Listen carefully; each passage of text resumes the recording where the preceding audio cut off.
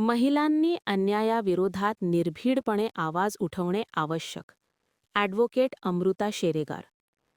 महाविद्यालये किंवा कोणतीही कामाची ठिकाणे असोत, तिथे महिलांना सुरक्षित आणि सन्मानजनक वातावरण मिळणे ही काळाची गरज आहे.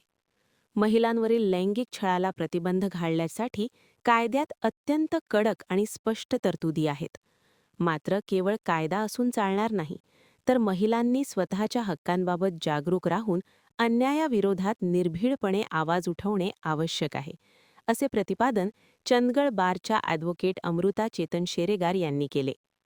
चंदगड येथील भा माडखोलकर महाविद्यालयामध्ये महिला अंतर्गत तक्रार निवारण समिती व जागर जाणीवांचा अभियान यांच्या संयुक्त विद्यमाने महिलांचा लैंगिक छळ, प्रतिबंध, मनाई व निवारण या विषयावर आयोजित एकदिवसीय कार्यशाळेत त्या प्रमुख मार्गदर्शक म्हणून बोलत होत्या. ॲडव्होकेट शेरेगार यांनी कायद्यातील विविध पैलूंवर प्रकाश टाकला.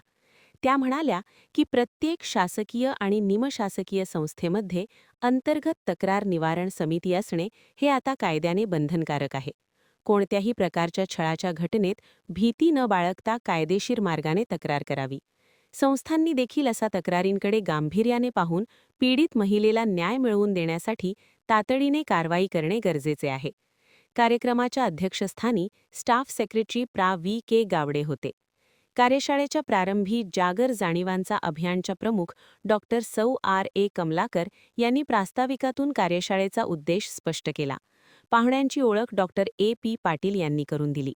या महत्त्वपूर्ण कार्यशाळेला महाविद्यालयातील प्राध्यापक, शिक्षकेतर कर्मचारी आणि विद्यार्थिनी मोठ्या संख्येने उपस्थित होत्या.